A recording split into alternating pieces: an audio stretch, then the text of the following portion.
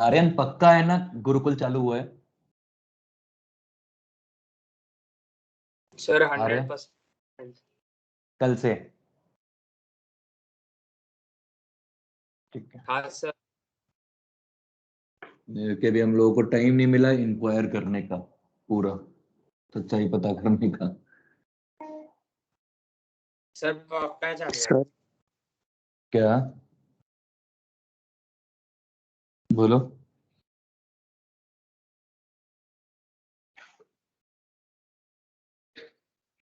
Sir मेरा छोटा भाई 8th में, उसकी भी स्कूल चालू हो गई। यश प्रयास का मुझको मालूम है ना यार। प्रयास चालू नहीं हो रहा है, प्रयास चालू होएगा अगले ट्यूसडे की बात है। और वो भी खैर छोड़ो।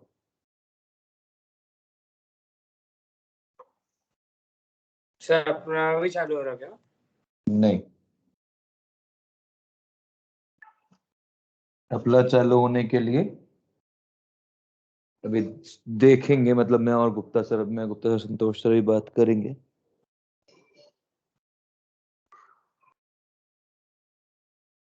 हाँ यार, वो चालू हुए हैं, हमको ही मालूम है, मतलब कल ही के पेपर में आया है। आज के पेपर में भी उसके बारे में अपडेट डाला गया है। तो जैसे ही थोड़ा सा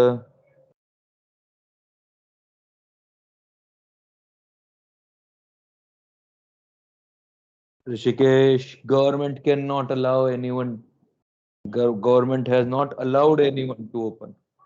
तो फर्जी बातें हैं जो गिरी सर, सिर्फ गिरी सर टाइप्स, मतलब गिरी सर एक्सक्लूसिव बातें हैं वो। गवर्नमेंट ने उनको परमिशन दे दी। गवर्नमेंट ने अभी तक प्रधानमंत्री को परमिशन नहीं दी है। हैसलॉ, शुभम हैसलॉ बोलते हैं उसको।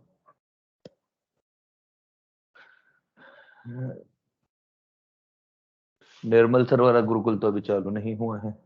चलो देखते हैं, वर्कआउट करेंगे कुछ।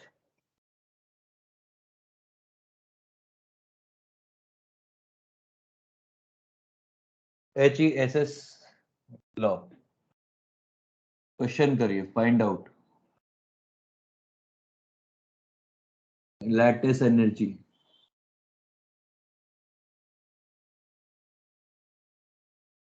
of CaCl2 if delta H sublimation calcium 200 units, delta H ionization energy 1, calcium 80, delta H IE2 calcium 110 units, delta H BDE Cl2 300, delta H electron gain enthalpy -400, delta H formation CaCl2 is, let's say, -2000। Same units के अंदर है, तो units के साथ परेशान नहीं हुए। Solve करिए।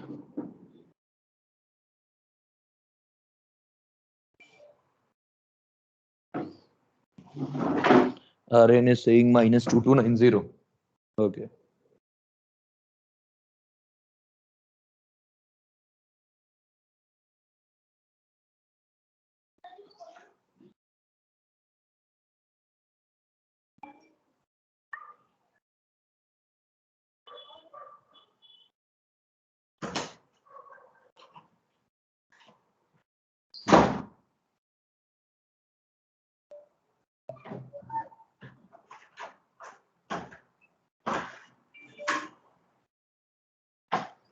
-2290 चल रहा है सबका।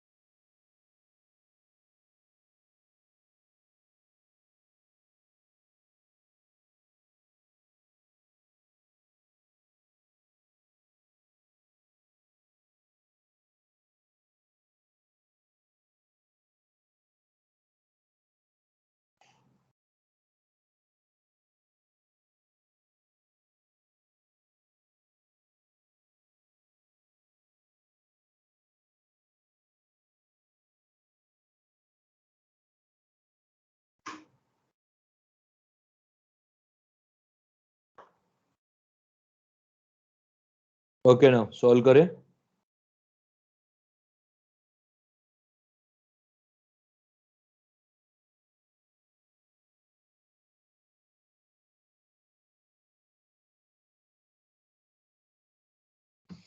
चलिए देखिए प्लीज क्या होएगा।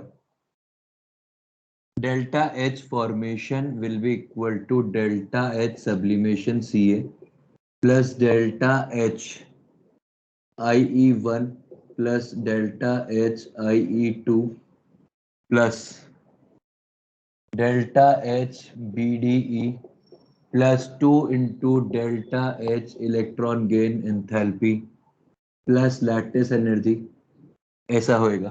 तो -2000 equals to 200 plus 190 plus 300 minus 800 plus lattice energy, तो ये हो जाएगा lattice energy equals to 500 610 lattice energy equals to 2200 500 690 690 और ये 110, तो ये हो जाएगा lattice energy equals to 1890 units minus का। जी साहब, आप लोग का आंसर और मेरा आंसर तो मैच ही नहीं खाया। सर 2 into क्यों लिया? कितने क्लोरीन चाहिए? 2। तो कितनी यूनिट आएगी? हाँ सर। Are we clear? जितने एटम चाहिए उतने एटम तो बनाओगे ना। जब 2 Cl चाहिए तो 2 Cl बनाने होंगे। यार कल की क्लास में है ना, ये जो बीडी था ना फुल हो गया था, वो हाफ जाएगा ना कल के एग्जाम्पल में, तो वो चेंज कर लेना। सर एक बार इसका फोटो भेजो ना। क्यों, इतना अनक्लियर है क्या? दिख नहीं रहा है मुझे। सर हाफ ही। क्या हुआ? सर कल हमने हाफ किया था।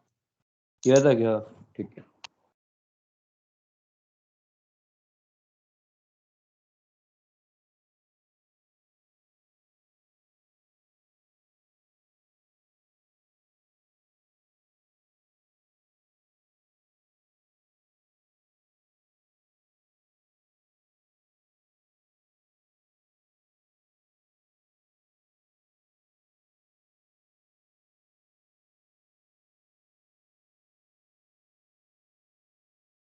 भेज दिया सर। बोलो बोलो। सर जो डेल्टा एच, सर जो डेल्टा एच बी डी होगा तो फिर उसमें एग्जाम में Cl अगर Cl2 अगर नहीं दिया तो फिर हमें अज्यूम करना है क्या Cl2 का ही है? तो और किसका होगा? जो मॉलिक्यूल एग्जिस्ट करेगा उसी को तोड़ोगे। नहीं सर वो पता नहीं ना Cl2 का है या सिर्फ Cl का है। अरे दे भाई, तू आर्यन तू सही बता रहा हूँ, तू ऑफलाइन चालू मत ही करवाए, ये बात ही मत किया कर। मतलब सोच, Cl का बॉन्ड, जब Cl एटम है उसका बॉन्ड डिसोसिएशन एनर्जी कहां से आएगा? एक एटम में बॉन्ड कहां से होता है ये बता दो। सर वो बीडी क्या रहता मतलब? बॉन्ड डिसोसिएशन एनर्जी रहता है। हाँ सर वो लिखा नहीं था मैंने फुल फॉर्म। हाँ तो सोच के देख, Cl के अंदर बीडी लग सकता है क्या? नहीं सर वो फुल फॉर्म नहीं पता था उससे। बस बस एक मैकेनिकल तरीके से सीख रहे हैं क्या? दिमाग भी तो चलाएगा क्या यार। तो ना ऐसी अजीब अजीब से सवाल पूछता है कभी कभी। चलिए कोई नहीं, आगे। अब factors affecting lattice energy.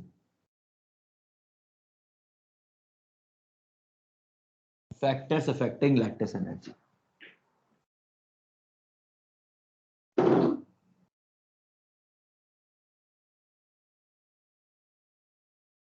affecting lattice energy। Lattice energy is directly proportional to charge and lattice energy is inversely proportional to size. दोनों का, कटायन और आनायन। ये एक तरह की क्या है, ये एक तरह की इलेक्ट्रोस्टैटिक एनर्जी है। ये क्या है, एक तरह की इलेक्ट्रोस्टैटिक एनर्जी है। इसलिए समझ में आ गया? तो lattice energy is directly proportional to charge and lattice energy is inversely proportional to size. आगे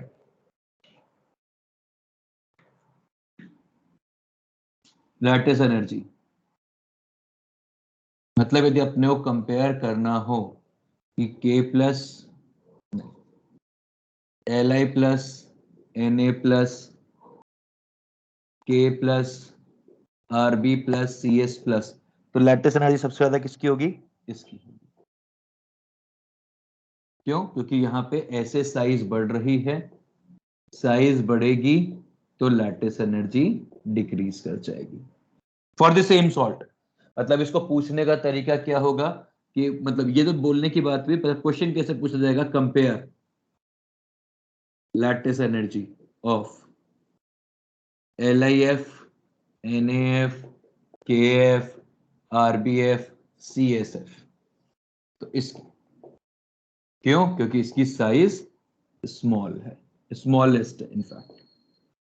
यदि अनायंस के लिए होती तो सेम यही चीज अनायंस के लिए F माइनस की ज्यादा होगी Cl माइनस से, इसकी ज्यादा होगी Br माइनस से, इसकी ज्यादा होगी I माइनस से। मतलब यदि अपन कटायन को सेम रख लें, मतलब सॉरी हाँ NaF की ज्यादा होगी NaCl से, NaCl की ज्यादा होगी NaBr से, NaBr की ज्यादा होगी NaI से। और सेम रीजन क्योंकि यहाँ पे इसकी जो साइज होगी ओवरऑल साइज वो स्मॉलेस्ट हो जाएगी। Are we clear? ये है lattice energy directly proportional to charge. Directly proportional to charge मतलब भाई हमने कहा हमारे पास है Na प्लस से ज्यादा होगी Mg+2 और इससे ज्यादा होगी Al+3। ये होगा क्योंकि चार्ज इंक्रीज कर रहा है तो लैटिस एनर्जी भी इंक्रीज करेगी। तो बेसिकली यदि हमने अनायन सेम रखा MgF2Al तो सबसे ज्यादा लैटिस एनर्जी किसकी होगी? इसकी। Lattice energy max. Are we clear on this?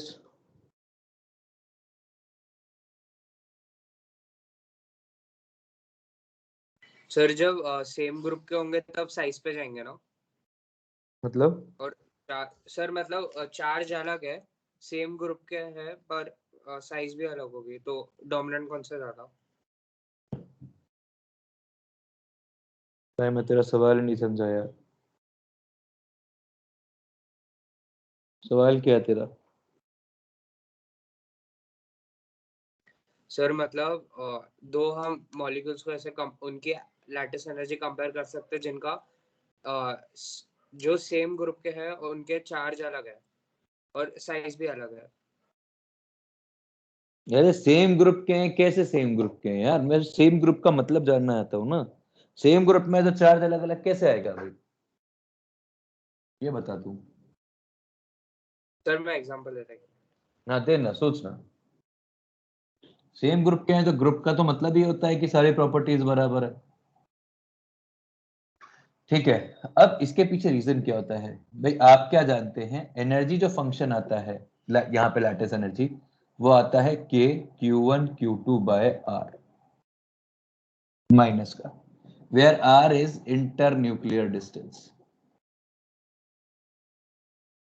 ये आता है R is inter nuclear distance, Q2 ये है charge on any ion, let's say anion, और ये Q1 है चार्ज ऑन कटायन। इसलिए और ये है R इंटर न्यूक्लियर डिस्टेंस। ये कहां से आया? ये रिलेशन आता है इलेक्ट्रोस्टैट्स के। सर बोलो। सर एक कूलम्ब्स लॉ है ना? बिल्कुल कूलम्ब्स लॉ का है। आगे इसके बाद अगला कंसेप्ट है, जो हम यदि किसी आयन को पानी में डालें तो उसका सॉल्वेशन होता है। when any ion is added to solvent, यार एक तो है ना कोई सही, मैंने तुम लोगों के चक्कर में मैं ना ये फोन ही बंद कर देता हूँ। added to solvent, its solvation occurs.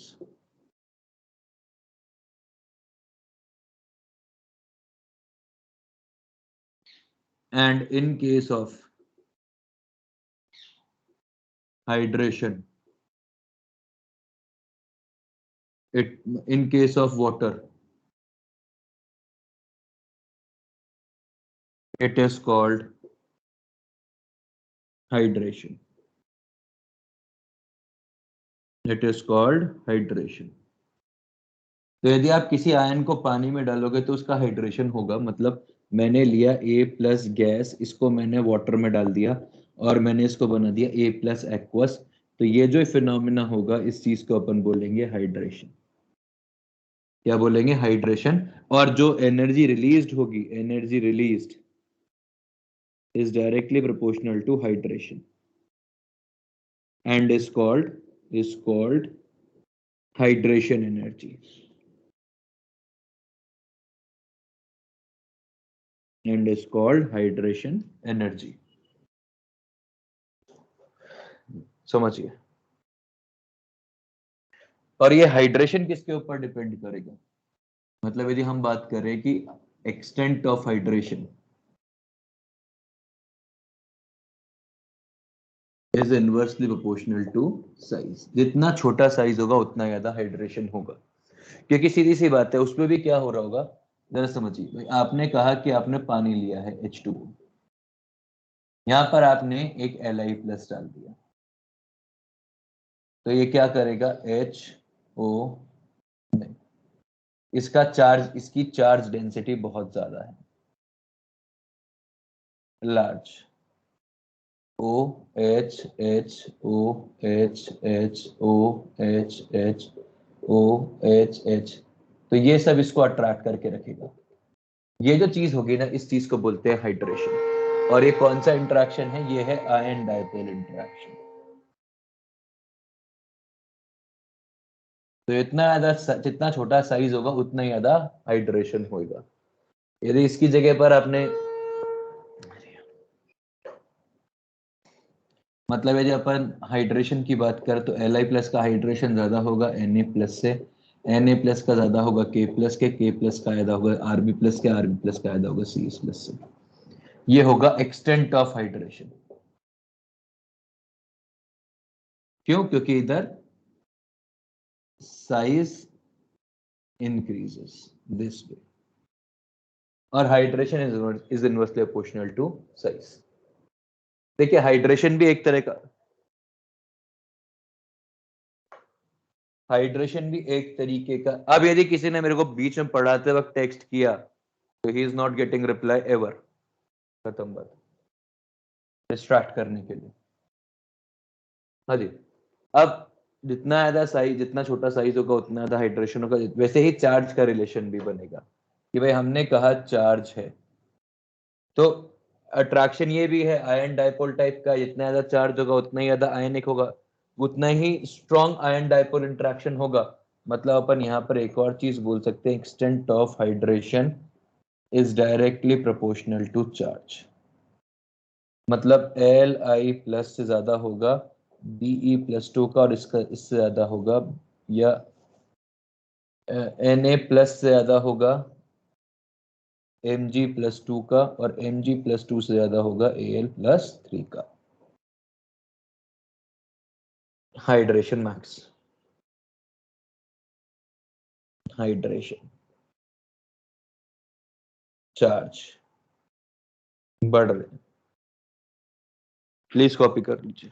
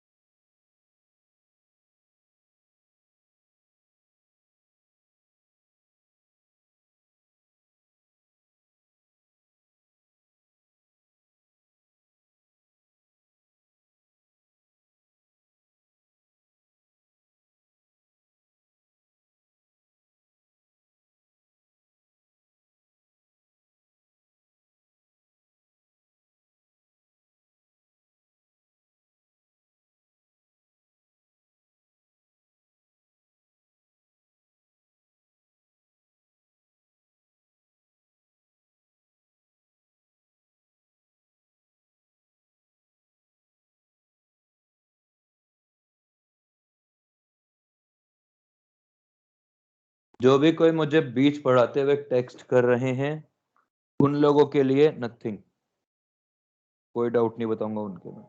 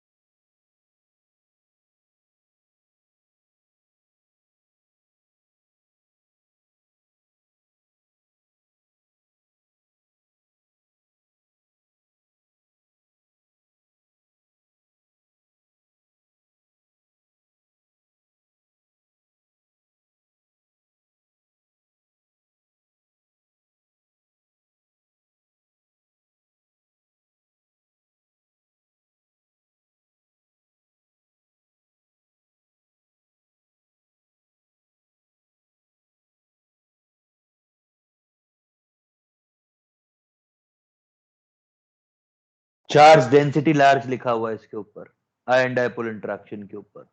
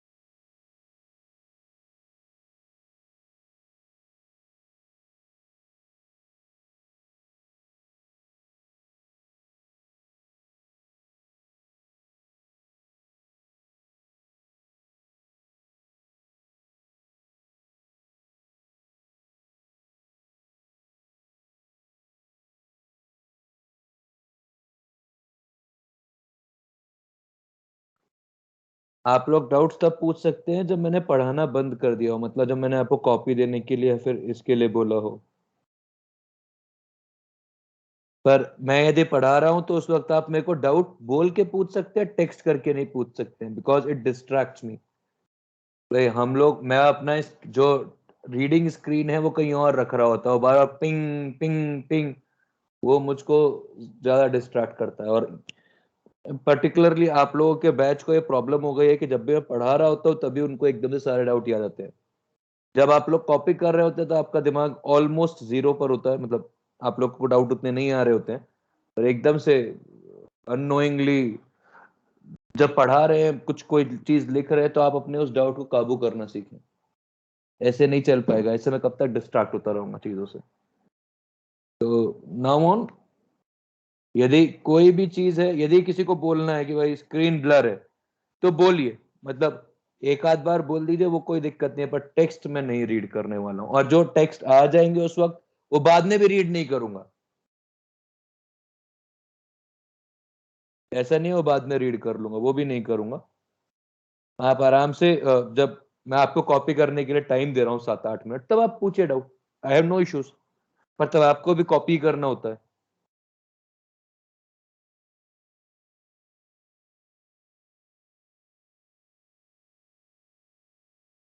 Sir चलो, सर कूलम्स लॉ में तो आर स्क्वायर होता है ना? नहीं बेटा, वो फोर्स का फॉर्मूला, एनर्जी के अंदर energy is minus F dot D R, तो इंटीग्रेट होके माइनस आर बचता है, मतलब वो आर ही बचता है। Devang, why lattice energy is negative and what does negative sign indicate here? Lattice energy negative, इसका मतलब है एनर्जी रिलीज हो रही है, ठीक है। एनर्जी रिलीज हो रही है, इतनी ज्यादा एनर्जी रिलीज होगी उतना ही स्टेबल, उतना ही स्ट्रॉन्ग कंपाउंड होएगा। और बोलो, बढ़े आगे। या delta H E G is electron gain enthalpy.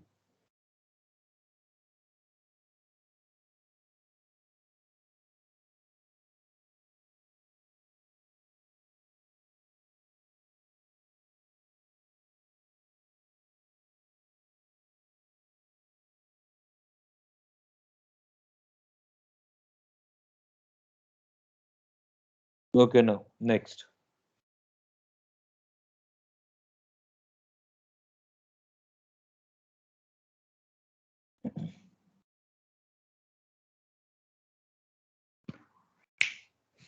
अब इसी चीज के ऊपर देखो, जितना ज्यादा हाइड्रेशन होगा ना उतना ही ज्यादा हाइड्रेटेड साइज भी होगा, मतलब समझिए थोड़ा सा और।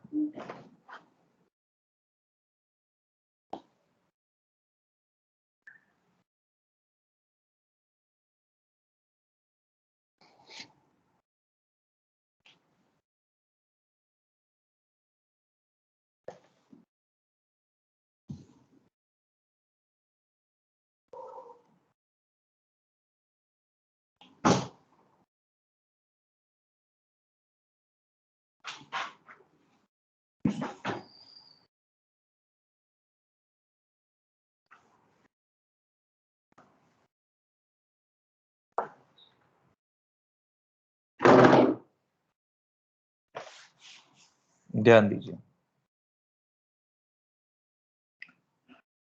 मतलब यदि मैं और आयंस की बात करूं तो F minus, Cl minus, Br minus और I माइनस, साइज बढ़ रहा है तो हाइड्रेशन कम हो रहा होगा, और हाइड्रेशन कम हो रहा होगा तो हाइड्रेशन एनर्जी भी कम होगी, हाइड्रेशन एनर्जी भी कम हो रही होगी, ठीक है। ऐसे अब एक चीज होती है हाइड्रेटेड साइज। हाइड्रेटेड साइज होती है कि भाई आपके पास एक कटायन है या अनायन है, इसके ऊपर जब पानी अट्रैक्ट होना चालू हुआ तो कितना अट्रैक्ट होके एक पूरा एक स्फेयर टाइप का आइटम बन जाएगा, और ये जो पूरी साइज होगी, मतलब एक्चुअल एटम इतना सही है, एक्चुअल एटम इतना सही है, पर जो ये पानी या सॉल्वेंट के जो मॉलिक्यूल्स है, ये सॉल्वेंट के मॉलिक्यूल्स जो इसको एक पूरा एक एक्चुअल साइज देंगे, इस चीज को अपन बोलते हैं हाइड्रेटेड साइज। और हाइड्रेटेड साइज क्या होती है? ये इनवर्सली प्रोपोर्शनल होती है, ये sorry, hydrated size directly proportional होती है हाइड्रेशन के, या बेसिकली डायरेक्टली प्रोपोर्शनल होती है चार्ज के, इनवर्सली प्रोपोर्शनल होती है साइज, एक्चुअल साइज की।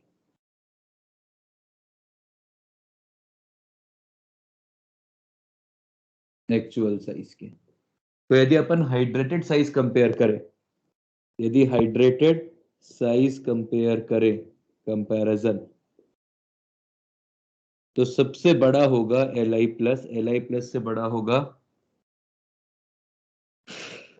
Li प्लस से छोटा होगा Na प्लस, इससे छोटा होगा K प्लस, इससे छोटा होगा Rb प्लस, इससे छोटा होगा Cs प्लस। और यदि अनायंस की बात करें, ये क्या बातें हो रही हैं समझिए। हाइड्रेटेड साइज को लिखने का एक और तरीका होता है Li प्लस एक्वस, ये बड़ा होगा Na प्लस एक्वस से, ये बड़ा होगा K प्लस एक्वस से, ये बड़ा होगा Rb प्लस एक्वस से, ये बड़ा होगा Cs प्लस एक्वस से, ठीक है। ये है साइज का ऑर्डर, ये किसका ऑर्डर है? ये है साइज का order. hydrated size increases in this order.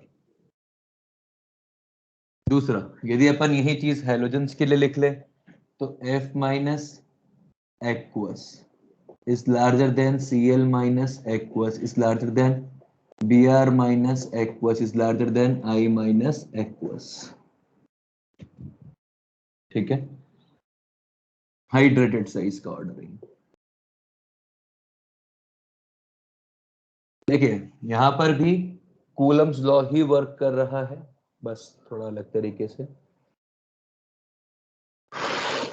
आगे एक चीज होती है आयनिक मोबिलिटी या आयनिक मोबिलिटी. ये होती है स्पीड या speed of movement of ion in solution या सॉल्वेटेड स्टेट.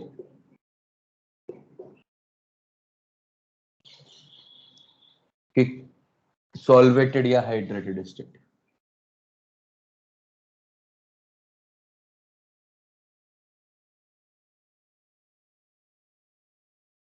कि आपका आयन कितना तेज मूव कर सकता है, और इसी के हिसाब से मतलब आयनिक मोबिलिटी इतनी ज्यादा होगी उतनी ज्यादा इलेक्ट्रिकल कंडक्टिविटी होती. Electrical conductivity is directly proportional to ionic mobility. मतलब ये दोनों ऐसा है कि भाई समझिए, एक आयन है, ये दो पॉइंट्स हैं, यहां से एक आयन चार्ज लेके निकला और यहां पहुंचेगा, तो इतना तेज ये भाग सकता है, उतना ही तेज ये चार्ज लेके जाएगा. तो ये दोनों एक ही चीज होती है नियर अबाउट, बस लिखने के तरीके अलग अलग रहते हैं. एक वेलोसिटी फॉर्मेट में लिखा जाता है, एक कंडक्टिविटी फॉर्मेट में लिखा जाता है, और कोई अंतर नहीं. और इन दोनों के लिए ही मतलब हम लिख सकते हैं आयोनिक मोबिलिटी या फिर electrical conductivity is inversely proportional to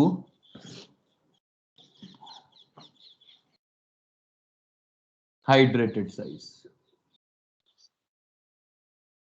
जितना ज्यादा हाइड्रेटेड साइज होगा उतना ही बल्कि होगा, इतना बल्कि होगा उतना मूवमेंट स्लो होगा, इतना मूवमेंट स्लो होगा उतनी कम मोबिलिटी, उतनी ही कम इलेक्ट्रिकल कंडक्टिविटी आएगी. ठीक है, आगे. तो ये दो फैक्टर हैं जो, ये जो क्वेश्चन है मोबिलिटी के इलेक्ट्रिक कंडक्टिविटी वाले, ये वाली चीजें आपको पीरियोडिक टेबल में जो लास्ट क्वेश्चंस नहीं है जो मैंने कहा था कि केमिकल बॉन्डिंग के अंदर होंगे, वो वाले होंगे. इससे अब आप पीरियोडिक टेबल के लास्ट वाले क्वेश्चंस जो एन अवस्थी में दे रखे हैं वो आप सॉल्व कर पाएंगे. आगे देखते हैं. देखिए समझिए, for any ionic compound to be stable, delta H should be delta H formation या heat of formation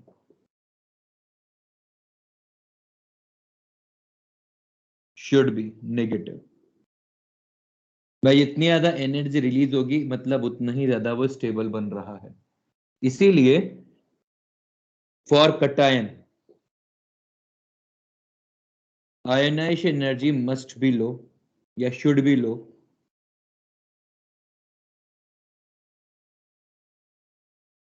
Electron affinity of anion should be large.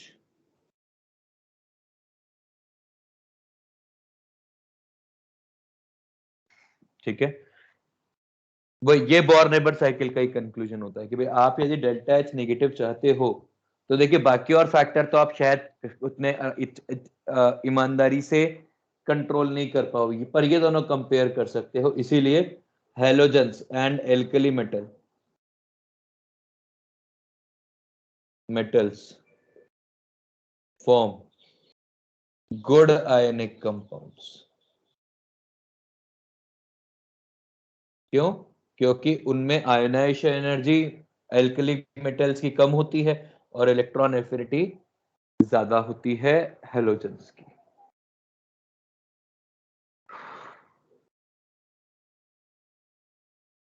Conductivity हो गई, हाइड्रेशन हो गया, पोलराइजेशन चलाऊं क्या?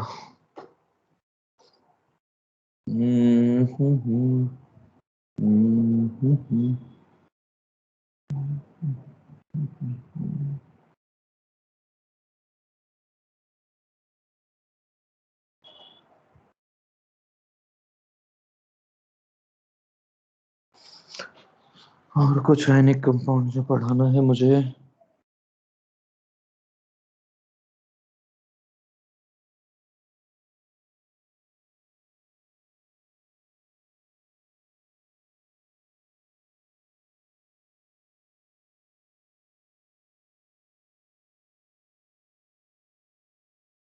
नहीं पढ़ना, कुछ याद आ रहा था यार, कुछ था जो मैं सोच रहा था पढ़ाने के लिए। हाँ, प्लीज समझिए।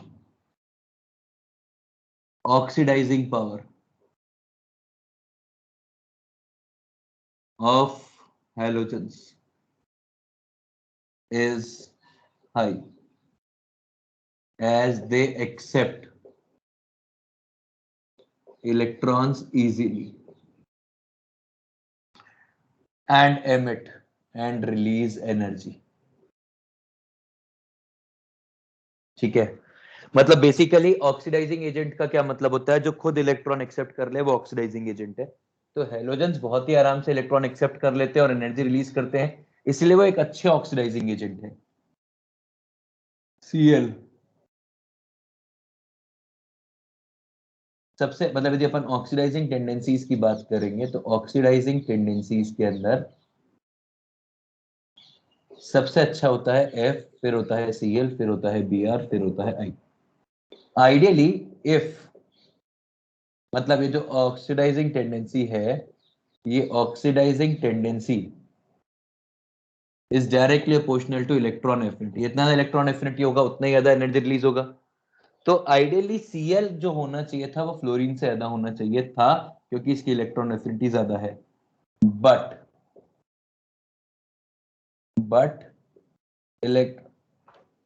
इन वाटर मेजॉरिटी रिएक्शन पानी में होती है, हाइड्रेशन एनर्जी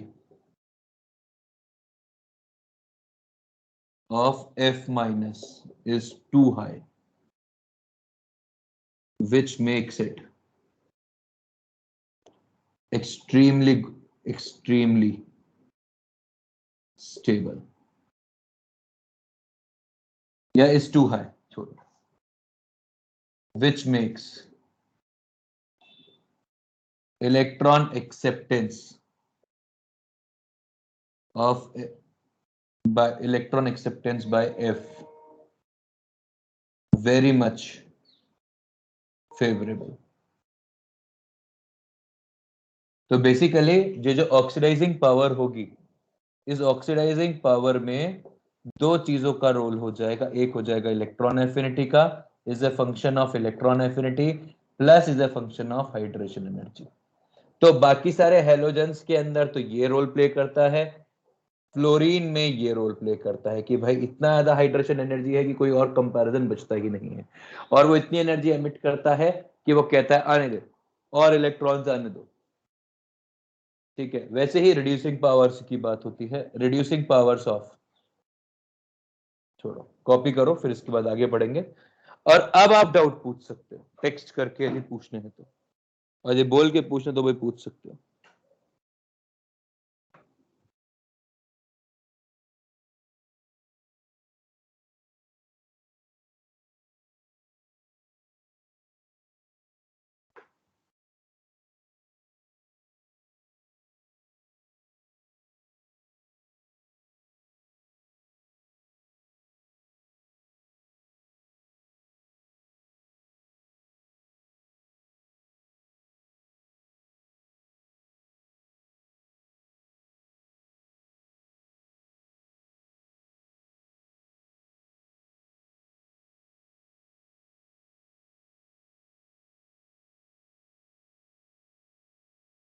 प्लीज आपको कोई डाउट पूछना है पूछ सकते हैं अभी।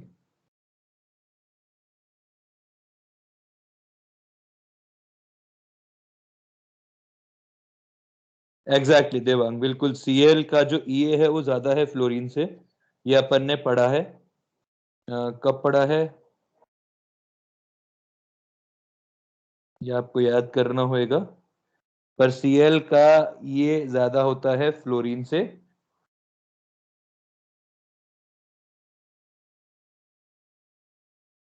नहीं यार, पता है ऐसा बोलना नहीं। लैटिस एनर्जी और हाइड्रेशन एनर्जी को ना ये अपोजिट सेंस में यूज होते हैं कई बार। तो ऐसा है ना, डायरेक्ट प्रोपोर्शनैलिटी का रीजन बना दोगे ना तो फिर बाद में फंस जाओगे कंसेप्चुअली। एग्जैक्टली देवांग।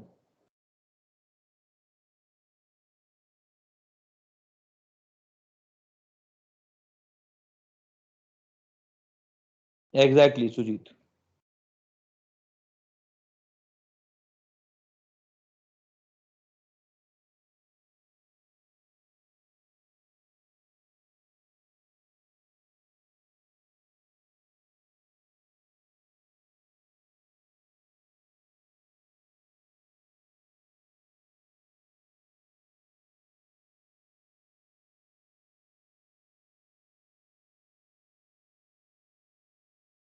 नहीं ऋषिकेश, वैसा नहीं है। ये चार्ज बढ़ गया तो बात ही खत्म हो जाती है। चार्ज बढ़ गया तो कंडक्टिविटी डेफिनेट सी बातें बढ़ जाएगी। यदि चार्ज सेम है तो एक कंपैरिजन हो रहा है। ठीक है, प्लीज कॉपी करिए।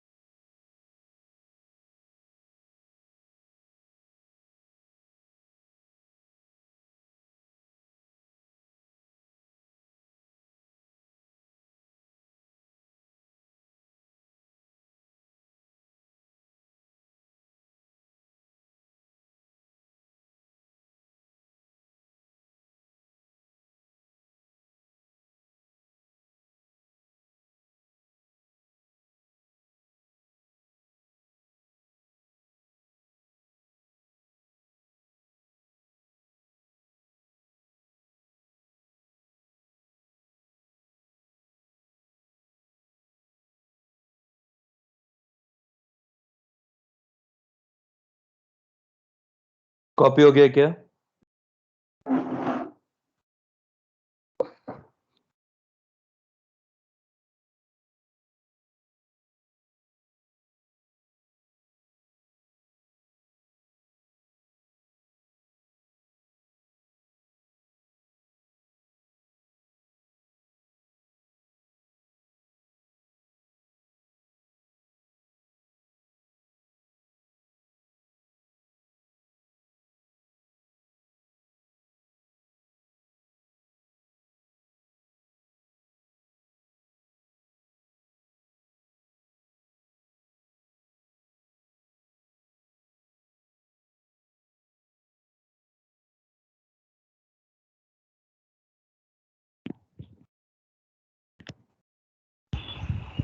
हाँ योगेश सर। हाँ वैष्णव।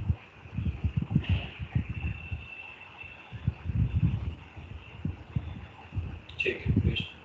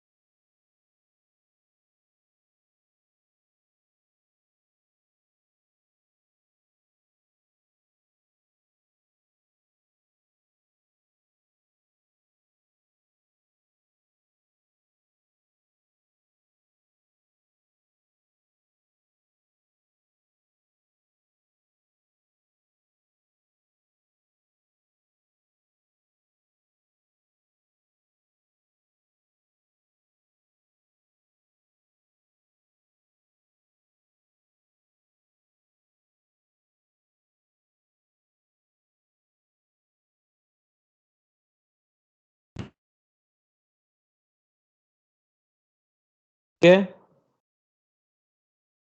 और जो डाउट्स हैं सुनिए। Heat of formation is delta H F, बिल्कुल सही बात है।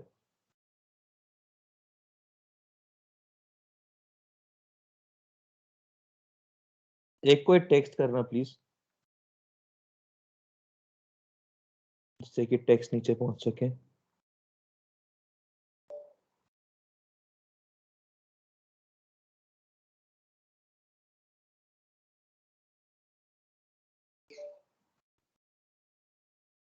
ओके ना, इसमें किसी को कोई डाउट है अभी तक?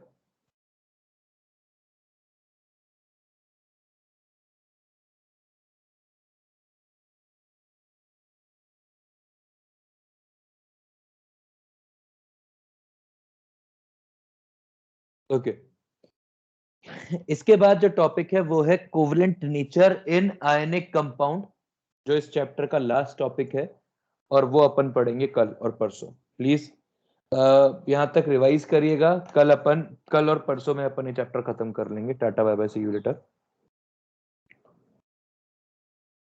पोलराइजेशन और पोलराइजेबिलिटी पढ़ना है।